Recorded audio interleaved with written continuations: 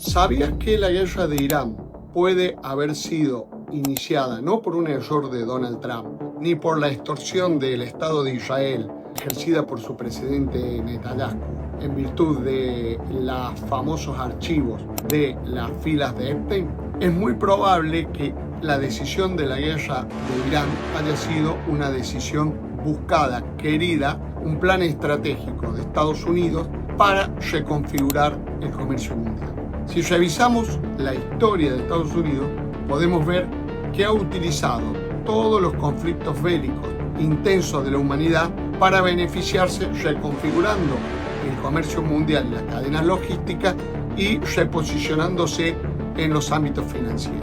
Así sucedió en la Primera Guerra Mundial, donde Estados Unidos entró siendo un país deudor y salió siendo un país acreedor de Europa con exportaciones de más de 6.000 millones de dólares.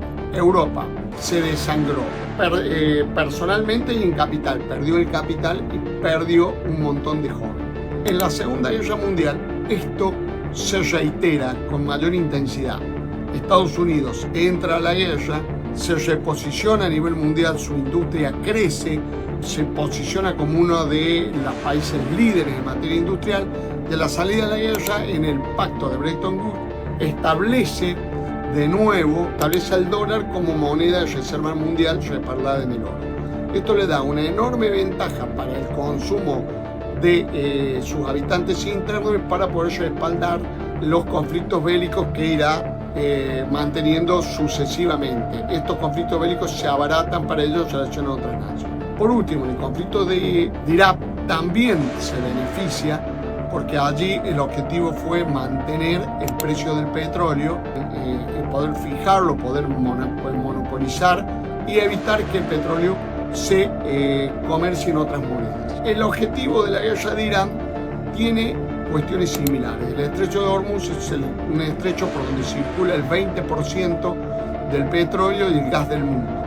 Además de eso, allí se refina el helio en un 39% y los fertilizantes en un 44%, que son materias absolutamente necesarias para la fabricación o producción de alimentos y para los procesos industriales tecnológicos, como por ejemplo la fábrica en China. Estados Unidos con esto tiene un plan A y un plan B. El plan A es doblegar a Irán, controlar el estrecho, retirarle las armas nucleares y con esto obligar a China y a Rusia renegociar el reparto comercial y financiero de la globalización. Si este plan fracasa porque Irán gana la guerra, situación altamente probable, porque la ubicación del estrecho de Hormuz hace que Irán, con su geografía tan vasta, su tecnología militar avanzada en drones y misiles de corto, mediano y largo alcance, pueda hacer una resistencia muy profunda a Estados Unidos.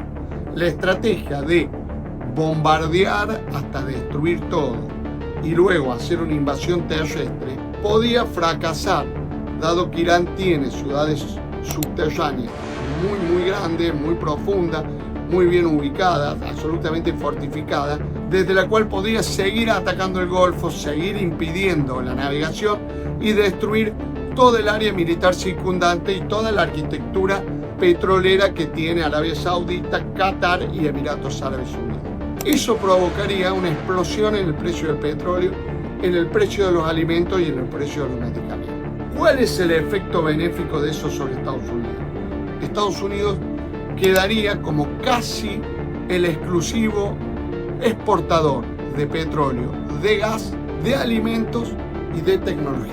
Esto le permitiría rearmar su balanza de pagos de manera de que no tenga un déficit comercial tan alto y por otro lado le permitiría renegociar su deuda externa o recomprarla a un valor muy bajo, porque sin duda esta crisis global obligaría a los demás países del tercer mundo y del primer mundo a vender sus bonos del tesoro para tratar de pagar la energía necesaria para mantener sus industrias. La deuda de Estados Unidos ha superado los 39 billones de dólares y gran parte de la cual, casi un tercio, está en manos de países extranjeros, con lo cual ese efecto es probable. Una mezcla de inflación alta, con tasas bajas y una negociación geopolítica fuerte, podría conseguir reducir la deuda de Estados Unidos sustancialmente. Y por otro lado, esas suben los commodities, de alguna forma ajustar su balanza de pago de manera más razonable. Todas estas medidas tendrían a su vez un efecto muy duro sobre China, su principal competidor. China tendría muchos problemas para mantener el principal motor de su economía, que son las exportaciones, que se verían afectadas por un aumento muy profundo del costo de la energía, del costo del transporte y una reconfiguración de las cadenas logísticas mundiales. A su vez, el alto costo de los alimentos le generaría un aumento muy grande en las importaciones a China, dado que gran parte de los alimentos de su población vienen de países que exportan alimentos. En cualquiera de las situaciones que se dé la guerra, éxito del plan A o el fracaso del plan A, el éxito del plan B o el fracaso del plan B, Estados Unidos podría mejorar sus índices económicos de deuda y de balanza de pago. El problema que sí le generaría es un profundo costo reputacional en el mundo, porque Estados Unidos estaría externalizando al mundo los costos de su deuda, los costos de salvaguardar su defensa de pago por medio de un conflicto bélico generado en pos de ello. Esto le va a generar a Estados Unidos muchas tensiones a nivel interior que podrían llegar a desembocar hasta en conflictos muy serios sociales, equivalentes a una guerra civil o equivalentes a un país paralizado con muchísimas marchas, paros y conflictos sociales de altísima intensidad. Además de, como dije, un costo reputacional en el mundo. Un país que quiere ser líder de la humanidad tiene que tener cierto respaldo reputacional, ético, jurídico y moral que le permita generar la confianza de los países más débiles para poder conducirlos en el liderazgo. Si Estados Unidos carece de ese atributo, es muy probable que los países vayan y se respalden en China, en su moneda, el yuan, en su tecnología y en su cadena comercial, que quedarían como países más confiables, más seguros y menos hostiles.